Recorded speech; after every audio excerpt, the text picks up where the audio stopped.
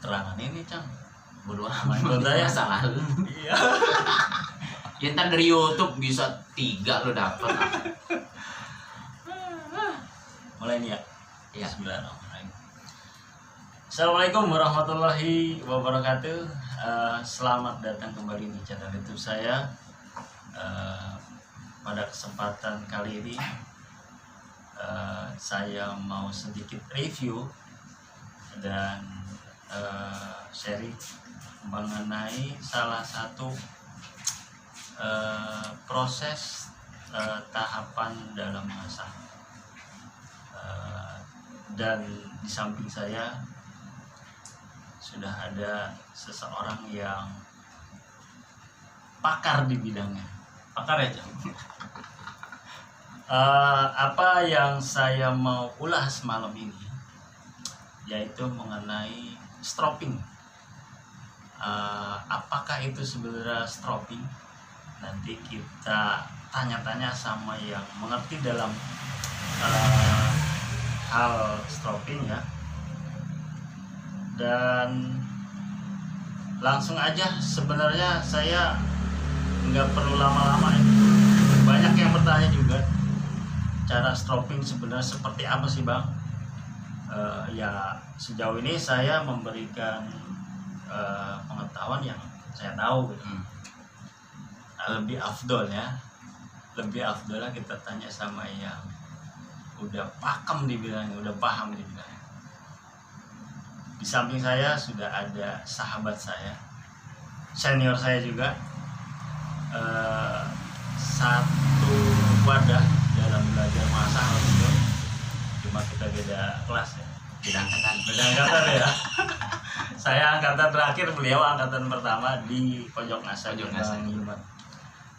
Cang Abdussalam, apa kabar Cang? Alhamdulillah. Makasih Bang Black. Masya Allah. Assalamualaikum nih. Waalaikumsalam. Nih kita ada di mana nih Cang?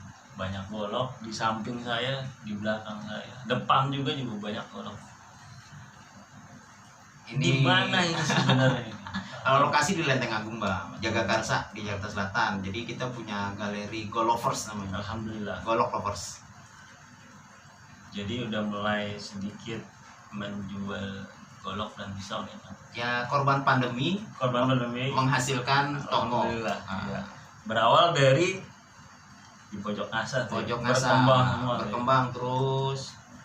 Ya alhamdulillah Allah kasih kemudahan sampai titik hari ini kita punya galeri kerjasama dengan Bang Haji Tea. Keduluan saya berarti. Oke Cang, ini saya mau bahas mengenai stropping. Sejauh ini kan yang saya tahu stropping sapi nih. Ya. Sebenarnya saya mau tanya lebih detail bahannya tuh apa aja sebenarnya. Terus ada berapa jenis stropping sih sebenarnya yang Cang selama ini geluti gitu. Ini juga banyak warnanya juga. Kita berawal dari mana dulu nih Cang bahasannya? Ya baik, masih Bang Black, sahabat subscribe akun Bang Suhardi Black nih, Masya Allah ya, saya termasuk subscriber beliau ya. Alhamdulillah. Selalu dapat notifikasi dan saya ikutin. Alhamdulillah. Terkait dengan stropping nih Bang, sebenarnya Anda bukan pakar-pakar juga begitu ya, cuman saya memang fokus intens menggeluti ini. Jadi lama-kelamaan ya sampai pada titik hari ini banyak yang saya pelajari, mulai dari jenis stropping, bahannya dulu Bang. Bahannya ya. Jadi pertama kali ada keprihatinan bahwa setiap pencinta bilah itu punya stropping, tapi dia hanya satu, punya dirinya sendiri, nggak bisa dimiliki sama orang atau dibeli saat itu ya. Sekalinya kita beli di online, bahannya ternyata nggak bagus. Akhirnya saya punya keinginan untuk punya sendiri dan coba berbagi kepada teman-teman begitu. Ternyata yang saya pelajari dari beberapa guru-guru saya, ya salah satunya Bang Haji Ilman di Pojok Ngasa, beliau men-sharing bahwa media asa itu banyak, ada 5 media stropping. Pertama itu kertas HVS. Oh bisa sebenarnya? Bisa, HVS ya. Yang kedua itu amplas. Yang ketiga itu bahan jeans. Bahan jeans. Ya. Nah, yang keempat kardus. Oh, karton Kardus. ternyata bisa juga. Karton atau kardus Oke. bisa. Nah, yang kelima terakhir yang sering kita pakai adalah bahan kulit. Kulit. Nah, kalau untuk kertas ini perlu namanya stropping kompon. Ya, media stropping kompon banyak, ada batu hijau, ada Ya. otosol segala macam ya. Itu bagian dari kompon itu. Ya? Kompon lah ya. Jadi nggak bisa langsung dipakai. Ya bisa tapi kurang efektif. Terakhir kita review ternyata memang bahan kulit ini yang paling efektif. Bahan kulit yang kami pakai ada 4 jenis. Ada kulit kuda, Kulit kuda. ada kulit Ini kulit kuda, Mam. kuda. Oh, ini kulit kuda ya. Mm-mm. Oh, dari warnanya beda ya? Sengaja diwarna biar pembeda karena Oke. nanti kalau sudah punya sih bisa kelihatan dari karakteristik kulitnya. Oke. Seperti itu. Nah, ini kulit sapi, Bang. Saya pilih warna hitam.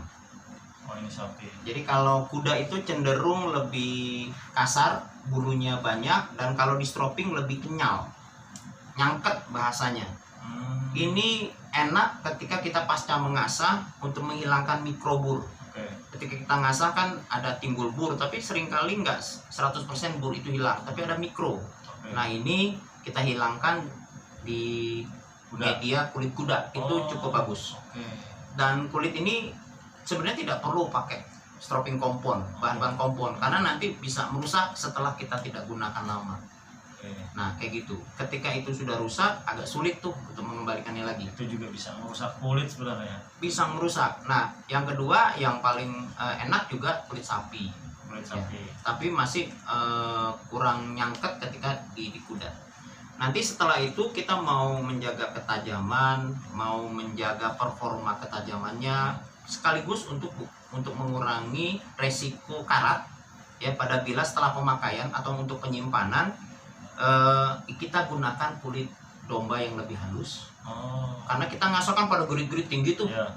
Kalau kita pakai stropping yang kasar, yang suka kita beli online, atau kita bekas gesper. Oke. Gesper itu memang bahan kulit, tapi dia Ya. tidak untuk stropping, dia bahannya dipres keras. Nanti Oh. matanya rusak, baret.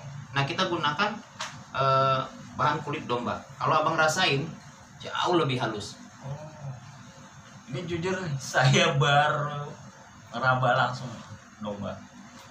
Nah, ada lagi yang keempat, Bang. Jauh lebih halus lagi. Ini kulit kambing. Oh. Ini semua import Import dari negeri India dan Oke. Brazil. Di Indonesia bisa jenis ini, tapi tidak sehalus ini. Dan warnanya tidak sepekat seperti ini. Kalau kita beli di wilayah Garut atau mana seperti itu ya. Oh, ini kambing nih. Ini berarti yang paling halus yang kambing. Kambing. Berarti kalau dikategorikan nggak ada yang paling bagus ya. Berarti yang halus dan kasar gitu aja. Betul. Jadi sama Oh. kayak batu alam, dia ada coarse, medium, dan fine. Seperti itu. Jadi kalau coarse-nya lebih kepada kulit kuda, mediumnya sapi dan domba, fine-nya itu lebih ke kulit kambing. Oke. Nanti fungsinya beda-beda. Oh, fungsinya beda-beda. Beda-beda. Dari beberapa review saya, untuk bahan-bahan bilah per, ya limbah lah, itu memang lebih cocok ke kuda dan sapi.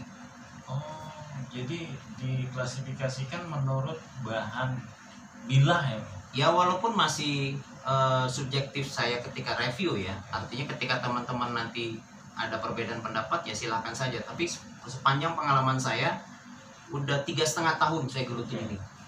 Pengalaman. Pengalaman. Jadi seperti itu.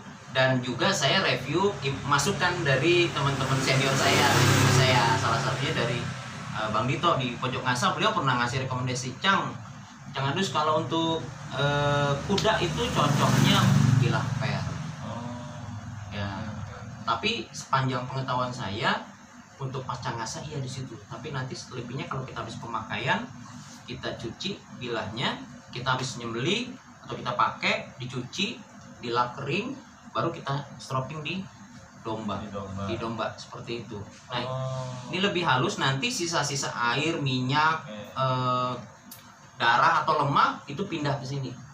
Oke. Sehingga ketajaman dari bilah kita tetap terjaga. Jadi enggak apa namanya harus memiliki lebih dari satu berarti ya. Kalau kita apik sama sayang sama bilah kita, Saran saya minimal 2. minimal 2. Minimal 2. Kuda dengan domba atau sapi dengan domba atau kambing. Oke. Seperti itu. Ya, memang pada proses pemakaian kulit itu kadang terjadi perubahan. Misalnya dia banyak bulunya, lama-lama sering kepakai, kena minyak, air asap kita, dia Oh, bisa. gontok atau tidur rebah kulitnya, itu juga jadi halus. Oh. Seperti itu. Tapi kan itu lama kelamaan. Bagi teman-teman yang nggak sering ngasah, mau nggak mau saran saya dia beli yang 2 sisi atau dia gunakan 2 sisi. Satu dia domba, satu dia sapi atau kuda dengan domba seperti itu.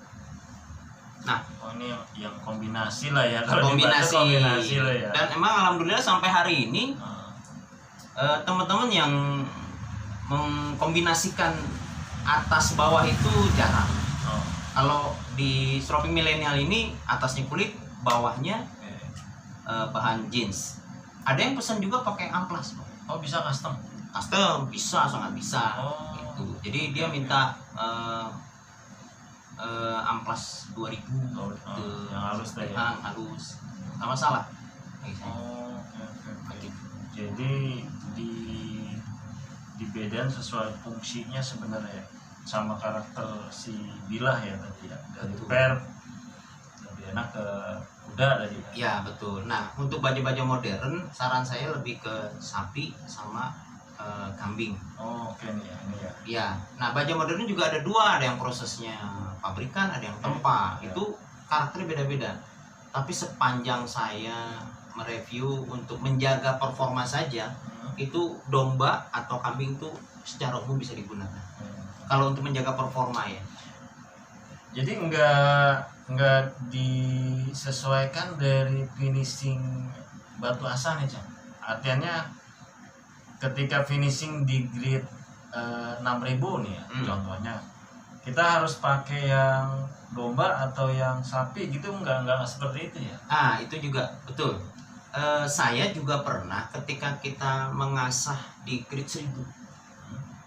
Grade 1000 itu masih ya Greges dibilang lah, ya. masih greges lah, masih medium lah batunya. Ya kan kalau coarse kan di angka 400 lah, 400 ya. Ketika di 1000 itu saya suka gunakan stroping sapi atau kuda. Karena kadang-kadang di situ mikroburnya masih banyak banget. Ya, masih tebal lah tuh ya. Tebel gitu. Nah, nanti ketika sudah dinaikkan ke angka 3000 sebenarnya sudah cukup. Baru nanti di stroping lagi di kuda atau di sapi, dinaikkan ke domba. Itu ada terasa peningkatan, Bang. Jadi kalau kata guru saya di salah satu ahli ngasah juga, stroping itu bisa meningkatkan. Jadi terasa kalau kita disayat di kertas ya, bila kita misalnya masih terasa garing gitu, greges, tapi ketika kita stroping lebih halus. Jadi kalau kita ngasah di 3000 setelah di stroping ya dengan baik, itu bisa terasa lebih meningkat di angka 5000 atas seperti itu. Ada perbedaan. Karena memang yang micro chippingnya micro burnya itu kena tuh ya. Kena, dia bisa hilang gitu. Oke. Seperti itu. Walaupun ini sepanjang review saya ya, kadang-kadang kan teman-teman ngasahnya juga kan agak beda-beda gitu. Kok ada yang bilang, "Bang, kok mikrobur saya nggak hilang-hilang?" Ya bisa jadi waktu proses awalnya nggak tepat. Kurang lama di proses dasar tuh ya. Iya. Oke. Nah, jadi kalau membahas soal stroping, saya jadi ingat sama pengasah kita terdahulu nih, Cang. Ya taruhlah pengasah orang tua atau kakek kita. Berarti sebenarnya proses stroping ini sebenarnya dari dulu ya. Dari dulu. Cuman beda kulit aja nih, Cang. Kalau kata saya nih, Cang. Iya. Soalnya dulu aneh pernah tanya kakeknya istri nih ya. Kebetulan dia juga penyembelih tahunan ya di lingkungan. Saya pernah tanya tuh, "Kong, ngasahnya pakai apa, Kong?" Dia bilang gua ngasah cuma satu batu. Oh, satu batu cukup. Oke. Terus apa lagi kamu? Habis itu gua